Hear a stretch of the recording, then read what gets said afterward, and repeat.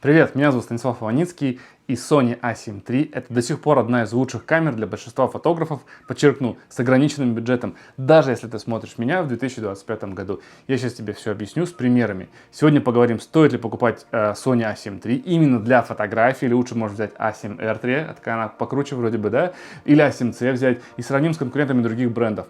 На YouTube куча обзоров, стоит ли покупать сейчас эту камеру именно для видео, видеографы делают. А вот если ее смысл брать именно фотографу, вот таких видео почти нет. Поэтому это видео решил сделать. Потому что в целом встает закономерный вопрос. Вообще-то камере уже 6 лет, и может быть все-таки брать новую версию, четвертую. А что уж там вообще-то уже пятерка скоро на подходе, если что. Может, уже она вышла, когда ты смотришь это видео. В общем, а мы тут все про третью версию говорим. Короче, даже с учетом того, что я точно еще не знаю, какой будет пятерка, хотя, судя по Nikon Z6 III, который недавно вышел, уже все понятно, какой будет пятерка. Неважно. И даже если ты смотришь это видео, когда пятерка уже вышла, это в целом не меняет смысла этого видео, потому что тройка это до сих пор лучшая полнокадровая камера по цене-качеству для среднестатистического фотографа, подчеркиваю, с ограниченным бюджетом. И да, даже с учетом падения цены на Nikon Z6 II. Я знаю, что у многих бюджет ограничен, и уверен, многим будут полезны те плюсы и главные минусы для покупки, что я озвучу в этом видео. Ну а тем, у кого уже есть A7 III, стоит ли вообще эту камеру менять, об этом расскажу в конце видео. А спонсор сегодняшнего видео – это водичка. Да-да, вы не ослышались, я про H2O, про воду. Для фотографа это вообще незаменимая вещь. Пейте больше воды. Обезвоживание – это сильнейший враг фотографа, то есть вы начинаете медленно соображать, падает внимательность, ловкость. Самое главное, ухудшается воображение и придумывалка, особенно сейчас, летом. Поэтому бутылочка воды с собой всегда на съемочку берем. И туда еще можно огурчик покрошить или лимончик бахнуть, а можно и то, и то. Поверьте, это не только вкусно, но сделав перерыв на съемке всего лишь на 2 минуты, попей водички, и сразу придет вдохновение и силы. Короче, вода в любом магазине твоего города. Не благодари, не надо, все ради тебя. Вот. Ну, пора уже начинать видео, поэтому погнали. Ну и напоминаю про скидки на мои курсы онлайн по фотографии и по видео на смартфон, на фотоаппарат. Больше 15 тысяч человек прошли мои курсы, остались очень довольны, поэтому советую тебе. Все ссылочки будут под этим видео. Сразу же предупрежу фанатов брендов, вернее фанатиков брендов. Если у вас Nikon, Canon, Sony головного мозга, если вы безнадежно влюблены в надпись на вашем фотоаппарате и не можете трезво оценивать ситуацию, эти видео вам лучше не смотреть, ибо на людей с горячим пердаком в комментариях смотреть печально. Но если ты адекватный человек, обязательно пиши свои аргументы внизу в комментариях. Почему ты купил или продал эту камеру, что тебе нравилось или мешало. Соберем тут как можно больше мнений, уверен, многим будет полезно почитать. Если коротко, то A7 III в плане фотографий, подчеркиваю, не видео, исключительно фотографии. Это до сих пор актуальная камера. Хотя и больше 6 лет, ибо эта камера была в свое время огромным прорывом. И чтобы тебе лучше понять суть вопроса, нам с тобой надо немножко копнуть историю, как все было. Очень быстро, без воды, ибо это важно для понимания. Но если у тебя времени нет на все это дело, я тебе внизу обозначил тайм-коды, чтобы ты быстро нашел интересующий тебя вопрос.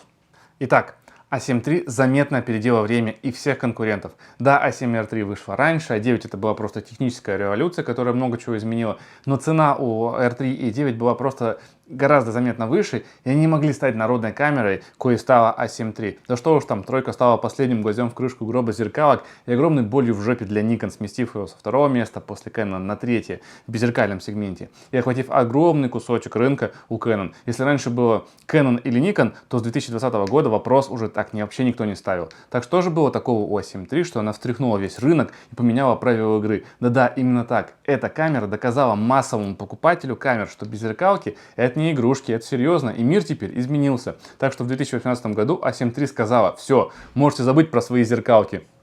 Ведь по сути это первая именно массовая камера, еще раз повторяю, не первая в мире, а первая массовая, доступная беззеркальная камера, которая ничем абсолютно не уступала зеркалкам, но даже превосходила их. Так что же в ней было такого? Ну, то есть, чем беззеркалки обычно раньше до этого уступали зеркалкам до выхода A7 III? Зеркалки работали дольше, заметно дольше. То есть, они включали сенсор лишь на долю секунды, когда делался кадр. В отличие от беззеркалок, где сенсор работал постоянно и просто на глазах выжирал всю батарею. То есть, эти старые батарейки Sony FV50, это просто, недоразумение. Приходилось иметь их по 4-6 штук на съемочный день, когда зеркалка на такой же съемочный день, в принципе, можно даже было одной обойтись. Новая батарейка Sony FZ100 имела не просто большую емкость, но и новые технологии внутри, которые позволяли работать столько же на одном заряде, сколько и зеркальные фотоаппараты.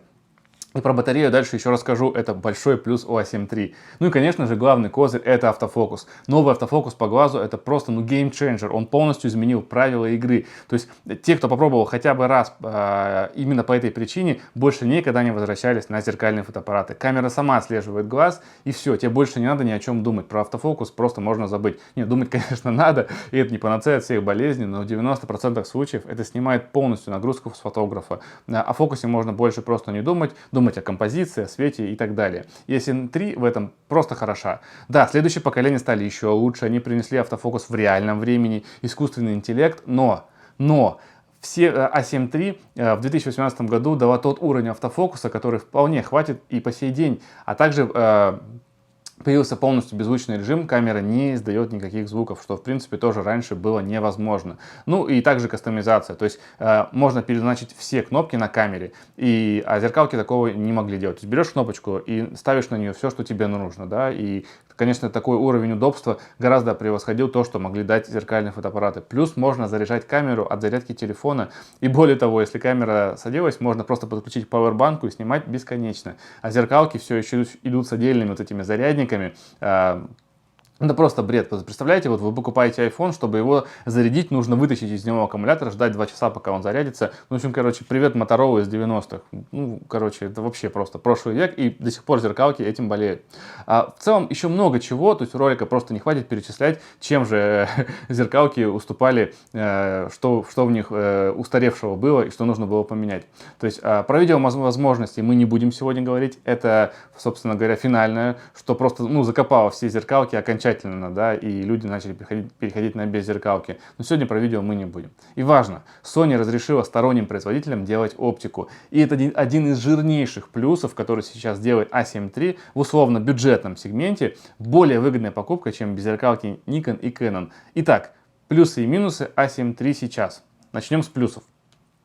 Первое — это высокое качество изображения, как по шумам, так и по динамическому диапазону. Камера не уступает ни одному современному конкуренту, ни Nikon Z6 любой версии, ни Canon R6, ни Sony A7 IV. Более того, он даже шумит чуть меньше, чем Sony A7 IV. У нее 14-битный RAW, 24 мегапикселя, чего в принципе хватает для любых задач. То есть у нее прекрасно оттянутся RAW, это отличная камера с точки зрения фотографий, то есть она не устарела ни капельки по сегодняшний день.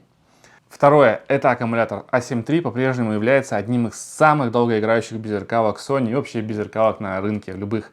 Ну, мы, конечно, не берем кирпичи типа Canon R3 и Nikon Z9, вот эти огромные, хотя вы будете удивлены, но они не сильно дольше работают с их огромнейшими вот этими батареями. Почему так? Ну, этот плюс вытекает из двух заметных минусов A7 III. Это видоискатель и экранчик низкого разрешения. Ну, то есть процессору не надо тратить лишнюю энергию на графику этих дисплеев. Про это ниже мы, конечно, в минусах еще тоже поговорим отдельно. Ну и дисплей A7 III тускловат, это как бы тоже энергию экономит. В целом большинство дисплеев Sony по-прежнему тусклые и не такие яркие, как у других производителей, да, вот. Кстати, имейте в виду, если снимаете через видоискатель, батарейка у любой беззеркалки садится в 2-3 раза быстрее. Поэтому лайфхак, если батарея садится, переходите на экранчик, то есть так дольше проснимаете. В общем, по долгоиграющейся A7 III это просто чемпион до сих пор на сегодняшний день. Третий — это автофокус. Да, он не такой крутой, как у последних камер Sony, но он по-прежнему актуален. То есть разница с A7 IV в автофокусе, но она не сильно заметная, то есть можете на примере посмотреть. Как сами видите, все прекрасно работает, отлично цепляется за глаз, то есть просто построили стандартные функции и все работает. В светлом помещении все вообще прекрасно, даже если будет очень темно, да, как мы здесь видим, здесь очень темно, то есть прям совсем темно, шторы закрыты, то есть камера также прекрасно фокусируется. Да, иногда чуть-чуть маленечко, когда далеко отходишь, она чуть-чуть теряет глаз, но при этом кадры всегда получаются резкими, то есть никаких особо проблем нету, то есть автофокус до сих пор абсолютно актуален, прекрасно цепляется, вот как мы видим, вот резко прыгаю, все, хватает, то есть вообще проблем никаких нету, то есть автофокус до сих пор актуален. Четвертое. Вся атрибутика профессиональных камер для профессиональной работы здесь есть, то есть это настоящая рабочая лошадь. Тут есть две флешки, да, то есть вы можете писать на вторую флешку бэкап, если у вас одна флешка сдохнет, то есть у вас всегда остаются файлы, и для профессиональной работы это просто необходимый вариант. Здесь влагозащита приемлемого уровня для работы. Да, конечно, до уровня Canon R3 или Sony A9, конечно же, влагозащита не дотягивает. Но у меня эта камера пережила не один десяток неслабых дождей, и все было хорошо. Также полгода я в Таиланде с ней жил, то есть влажный климат, жару тоже она прекрасно пережила. Ну, чтобы вы понимали, у меня было 3 штуки А7 III, каждая пробежала по 200 тысяч, ничего не сломалось, не отвалилось, выдерживали камеры просто нехилые нагрузки. Так что камера весьма крепкая и выносливая для работы. Да, в начале производства были косячные партии с проблемными затворами, но в целом А7 III смело бегают в среднем 450-600 тысяч кадров. Ну и есть, конечно же, бесшумный режим, если надо, например, в церкви поснимать и так далее, то есть там, где шуметь нельзя, смело можно снимать. Пятое. Отличная кастомизация и продвинутые беспроводные функции. Да, в 2020-х годах 21 века производители камер до сих пор не могут сделать простой способ в один клик, чтобы сбрасывать фотографии на смартфон. Видимо, это как-то сложно, тяжело для них. Но кто бы что ни говорил, у Sony самый простой способ это сделать из всех производителей. Очень полезная функция сбросить гостю на мероприятии или на свадьбе сразу фотку. То есть такой, знаете, лайфхак для вас. Говоришь, напишите мне в WhatsApp, я вам прямо сейчас скину фоточку. Гость носит вас в телефон и собственно говоря, твой номер уже у человека в телефоне. Если ему понадобится фотограф, ты будешь первым, кому он позвонит. За вечер бывало у меня, что накапливалось аж 10-15 будущих клиентов. И да, в 2021 году, через 3 года после выпуска камеры, Sony выкатила обновление, где добавила возможности передачи фотографий через FTP. Вот, собственно говоря, камера уже была 3 года, то есть она уже заканчивала, по сути, свой цикл работы, и Sony выкатила обновление. Да, в этом плане, конечно, когда производитель так делает, это очень круто. То есть без всяких проводов вы по воздуху можете подключиться к компьютеру или ноутбуку, и во время съемки фотки сразу будут прилетать на компьютер. Заказчик и команда сразу видят результат, то есть это очень полезная фича. Я так считаю, что неплохо для камеры, которая была выпущена в 2018 году. И тройка до сих пор является актуальным рабочим инструментом, без всяких сомнений. Ну и камера, кстати, неплохо фигачит серийку. Это, конечно, не машина для репортажа на гонках F1, как, например, Sony A9 III, но буфер вмещает 90 фотографий в RAW и в целом позволяет, так, знаете, неплохо так поливать, если вам нужно поснимать репортаж. Теперь про минусы. Ну, сразу же про слона в кустах. Видоискатель и особенно экран, они просто отстой даже по меркам 2018 года. Они оба низкого разрешения, экран тускует. Нет, жить, конечно, можно, тем более на фотографии вообще никак не влияет. Более того, если вы не смотрели видоискатель A7 IV, ну там, не знаю, или Nikon Z6 II или там Canon R6, то есть вы даже и не расстроитесь и будете с удовольствием пользоваться тем, что есть у Sony A7 III. Короче, если бюджет ограничен, с этим вполне можно жить.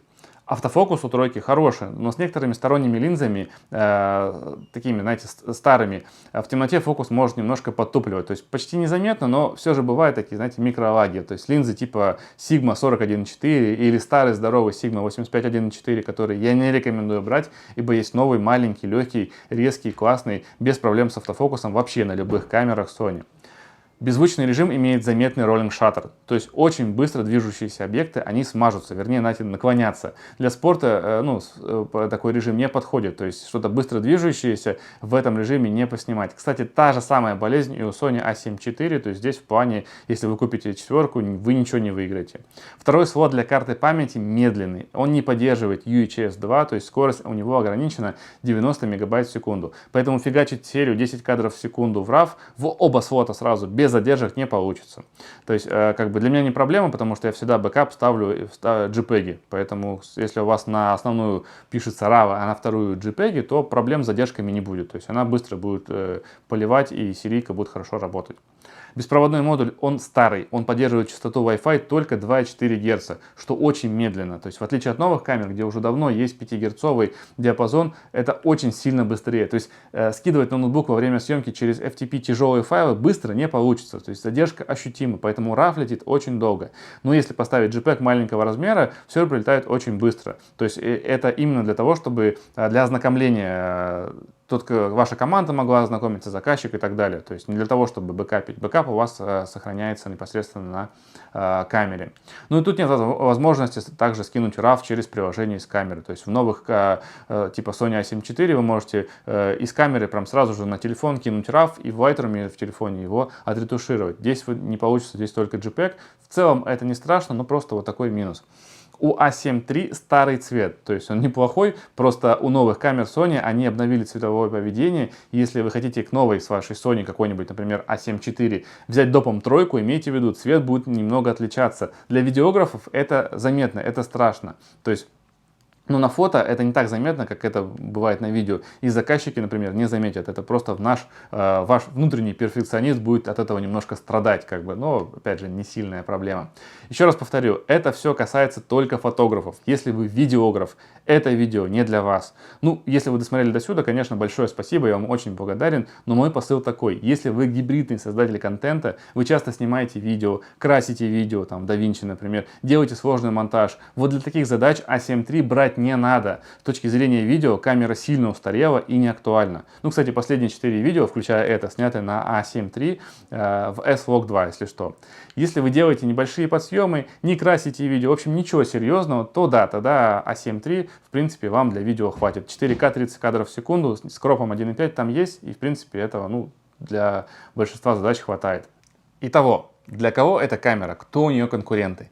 Если у вас Canon или Nikon и полно родной оптики, я честно не понимаю, зачем вы это видео смотрите. Вам эта камера точно не нужна. Хотя по этому поводу есть, конечно, много мыслей. Обязательно сделаю видео, какую камеру я считаю лучше кому покупать. Значит, по конкурентам. A7C это то же самое, по сути, это та же самая камера, но в другом корпусе. И вот ее я не советую брать, ибо она специфичная и как профессиональная камера не очень подходит. Единственный ее плюс — это новый модуль автофокуса. Он лучше, чем в A7 III, не сильно, но лучше. Но мелкий хреновый видоискатель не даст работать в очень ярких условиях, например, на солнце или в какой-нибудь залитой комнате светом, да, очень, очень ярко. Вы ничего не увидите, ни в видоискатель, ни в тусклый экранчик. У камеры одна флешка, что не позволяет использовать как профессиональный инструмент. И отвратительная эргономика, как у всех абсолютно шестых серий камер Sony, вот эти A6000, которые. Да, вот 6700 чуть-чуть улучшили, но в целом отвратительная эргономика. Я не понимаю, когда Sony ее уже наконец поменяет. Что насчет A7R III? У нее чуть хуже автофокус, но остальное все лучше, особенно видоискатель и экранчик. Но при цене ее сейчас новой 165 тысяч, я смысла в ней не вижу. Уж лучше добавить немножко денег и купить A7 IV, она стоит 20 тысяч дороже, 185 тысяч сейчас на Авито, вы можете новую взять. И она будет гораздо лучше во всем, чем R3. Вот. Что касается A7 IV, тоже не вижу смысла его покупать именно сейчас. Цена на БУ пока просто неадекватная. Совсем скоро выйдет A7 пятерка, да, A7 Mark V. И это будет крутая камера без всяких там минусов, которые есть у A7 IV. И вот пятерку и стоит подождать и брать вместо четверки. То есть, если выбор встает между A7 IV и A7 V, тут вообще думать даже не о чем, только пятерка. Если у вас уже есть A7 III и вам видео особо не надо, ну или надо, но A7 III пока что более-менее выполняет какие-то задачи и, в принципе, пока что более-менее терпимо. Не вижу вообще смысла брать A7 IV, ждите пятерку. И да, конечно, есть камеры лучше, чем A7 III, такие как Sony A7 IV, Canon R6 2, Nikon Z6, вот третий сейчас вышел. Да, но вот фишка в том, что если рассматривать фотографию, то есть только фото, эти камеры не сильно лучше, но стоят в 1,5-2 раза дороже. То есть там есть за что переплатить, но это не будет касаться фотографии вообще. Качество фотографий там ничем абсолютно не лучше. Поэтому Sony A7 III это до сих пор ежедневный рабочий инструмент для огромного числа фотографов. Эдакий, знаете, такой рабочий выносливый мул, такой ослик, который стоит недорого, но выполняет хорошо все задачи, что перед ней поставят без проблем вообще. Сейчас многие скажут: воу, стопе, новый A7 III стоит 120 тысяч рублей, а новый Nikon Z6 II стоит 135 тысяч рублей, то есть 15 тысяч разницы всего лишь, а там и видоискатель хороший, и дисплей лучше, и видео нагло лучше пишут, то есть камера в целом лучше вообще абсолютно во всем. Но тут всплывает очень сильный козырь, но прежде чем мы о нем поговорим, еще раз, на всякий случай, если у вас Nikon или Canon, зеркалка и куча родной оптики дорогой, и вы думаете перейти на беззеркалку, зачем вам другой бренд, там Sony, Panasonic и так далее, берите родное, и все, и проблем не будет. Это видео для тех, кто покупает свой первый серьезный фотик, у кого нет много линз или все объективы недорогие и так далее. И при этом, что самое важное, бюджет заметно ограничен. Так вот, козырь Sony это то, что еще в далеком 2013 году, понимая, что быстро новой оптики не сделать, они разрешили сторонним производителям, всем абсолютно, клевать оптику для камер Sony. И теперь этой оптики на любой вкус и кошелек просто завались. Для примера, для Nikon Z без зеркалок сейчас существует примерно 130 автофокусных современных линз, которые без проблем, без всяких там переходников одеваются на беззеркалки Nikon. Для Canon RF это еще в разы меньше, да? Для Sony более 300, то есть это больше, чем в 2 раза. И я уже слышу вой фанатов: да полно старой оптики через переходник, то есть вообще никаких проблем нет. Ребят, проснитесь, очнитесь. Мир на месте не стоял, технологии тоже. Современные линзы, они заметно лучше во всем, они резче, меньше по размеру, легче, у них автофокус лучше. И в целом существуют интересные варианты, которых никогда не будет у родных производителей. Та же Sigma, например, полнокадровая 28-45 1.8, да, и куча всяких таких еще линз интересных. И, конечно же, сразу же, вот абсолютно сразу же слышу аргумент типа, вся та же сторонняя оптика Sigma Tamron есть для зеркалок. Ее можно поставить через переходник. И опять мимо, ребят. Есть только старые линзы, новых классных, тех, что сразу для беззеркалок делались, для Nikon и для Canon нет. И в отличие от Nikon, на который может быть в каком-нибудь будущем отдаленном что-то выйдет, на Canon полнокадровое в ближайшие годы ничего не будет точно, 100%. Только старье зеркальное, либо родные супердорогие линзы. Ну и аргумент типа, надо больше зарабатывать, чтобы покупать классную оптику Canon RF. В видео про бюджетную камеру как-то это, знаете, неуместно что ли. Так вот, новых интересных линз типа Sigma 51.2 или Tamron 35, 152, 2.8 и еще огромная куча разных других крутых интересных линз на Nikon и Canon без зеркалок нет. Вообще, на зеркалке тоже. Так вот, возвращаясь к Nikon Z6 II, можно сказать, что есть же бюджетный Nikon 2875 2.8 за 80 тысяч рублей. Это аналог Tamron 2875, просто Nikon его по лицензии выпускает немножко перелицованным. Итого получается классный рабочий комплект за 215 тысяч рублей. Да, если вы прям любите Nikon, то это, безусловно, хороший вариант. Но Sony A7 III на 15 тысяч рублей дешевле. То есть это 120 тысяч рублей. И Tamron 2875 для Sony стоит он 70 тысяч рублей. То есть на 10 тысяч рублей дешевле. И это, по сути, тот же самый объектив. В целом вы, получается, экономите 25 тысяч рублей. То есть как бы разница достаточно заметная. Ведь нам надо, например, еще флеши купить разных, там, батарейку запасную. Можно на эти деньги целый объектив купить. То есть для Sony их полно. Какой-нибудь светосильный фикс, знаете, лишним не будет. Так вот, опять же, вся соль в том, что касаемо фотографии, Sony A7 III ничем не уступает Nikon Z6 II. То есть вообще, с точки зрения качества фоток, это, ну, как бы ничем не хуже, абсолютно. То есть и автофокус у него тоже не хуже. То есть хуже лишь видео, видоискатель, экранчик чуть похуже. То есть это вам не какой-нибудь, там, не знаю, откровенный хлам типа Canon RP. Да, он стоит очень-очень дешево. Так оно и является мусором просто откровенным, устаревшим, неактуальным. То есть с сенсором, который изначально вышел по качеству снимающий хуже, чем, блин, кропнутые камеры Canon. То есть вообще смысла этой камеры нет никакой абсолютно. Поэтому поймите, дело не в Sony. Не важно, что там написано на вашей камере. Это просто циничный прагматизм, не более. Главное помните, ваши фотографии зависят не от ваших фотиков, а от ваших знаний. Поэтому подписывайтесь, ставьте лайки, бейте в колокол. Ну и увидимся в новых видео. Пока!